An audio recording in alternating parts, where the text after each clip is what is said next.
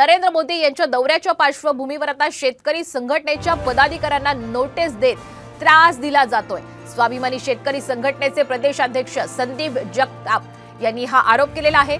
शेतकऱ्यांना सभेला जाऊ देत नसेल तर मग सभा तरी कशाला, असा सवाल त्यांनी उपस्थित केलाय। मोदी पाकिस्तान आणि चीनला घाबरत नाहीत तर मग शेतकऱ्यांची भीती का?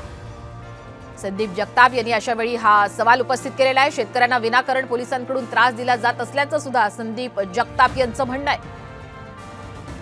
सभेमुळे गेल्या 2-3 दिवसापासून नाशिक जिल्ह्यामधील जे स्वाभिमानी शेतकरी संघटनेचे कार्यकर्ते आहे, पदाधिकारी आहे किंवा इतरही सगळ्या शेतकरी संघटनांचे कार्यकर्ते आणि पदाधिकारी आहे, यांना पोलीस त्रास देत आहे। आणि त्या प्रचार सभेला जर सर्वसामान्य शेतकऱ्यांना जाऊ द्यायचं नसेल तर मग ही प्रचार सभा फक्त काही भाजपच्या कार्यकर्त्यांसाठी आहे की काय, असा आम्हाला प्रश्न पडतो। आणि तुम्हाला एवढीच भीती वाटत असेल तर एकदाच्या गोळ्या घालून शेतकरी संघटनेच्या कार्यकर्त्यांना संपून टाका, म्हणजे तुमचा प्रश्न तरी मिटून जाईल।